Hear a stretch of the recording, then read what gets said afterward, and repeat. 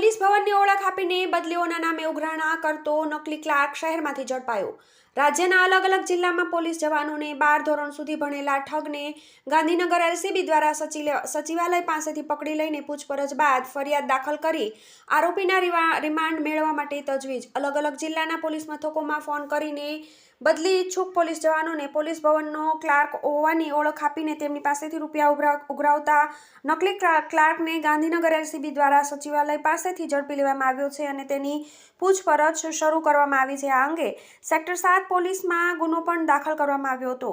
ગુજરાત રાજ્યના અલગ અલગ જિલ્લામાં ફરજ બજાવતા પોલીસ કર્મચારીઓની આંતર જિલ્લા બદલીની કાર્યવાહી પોલીસ ભવન કચેરી ગાંધીનગરથી કરવામાં આવતી હોય છે, ત્યારે બદલી કરાવવા ઈચ્છુક પોલીસ કર્મચારીઓની માહિતી મેળવીને જન્મેજયસિંહ પ્રવીણસિંહ ઝાલા, હાલ રહેવાસી સેક્ટર 26 ગાંધીનગર, મૂળ દેઘરોટા ગામ, તાલુકો હિંમતનગર સામેથી સંપર્ક કરી પોતાની ઓળખ ગાંધીનગર પોલીસ ભવનની બી બ્રાન્ચના ક્લાર્ક તરીકે આપી ઠગાઈ કરતો હોવાની બાતમી ગાંધીનગર એલસીબીને મળી હતી, જેના પગલે એલસીબીએ ગાંધીનગર સચિવાલય ગેટ 4 થી પોલીસ ભવન તરફ રોડ ઉપર વોચ ગોઠવીને ઠગ જન્મેજયસિંહને ઝડપી લીધો હતો, જેની પ્રાથમિક પૂછપરછમાં પોતે ધોરણ 12 પાસ તેમજ પોલીસ ભવનમાં નોકરી નહીં કરતો હોવાનું સામે આવ્યું હતું, જેના મોબાઈલમાં વોટ્સએપમાં અલગ અલગ પોલીસ કર્મચારીઓ સાથે બદલી કરાવી આપવા અંગેની ચેટ તેમજ અલગ અલગ પોલીસ કર્મચારીઓ પાસેથી રોકડ, ફોન પે, ગૂગલ પે જેવી એપ્લિકેશન માધ્યમથી બદલી કરાવવાના નામે રૂપિયા મેળવવામાં આવ્યા હોવાની પણ વિગતો તપાસમાં બહાર આવી હતી, જેથી તેની સામે ગાંધીનગરના સેક્ટર 7 પોલીસ મથકમાં ગુનો પણ દાખલ કરવામાં આવ્યો છે।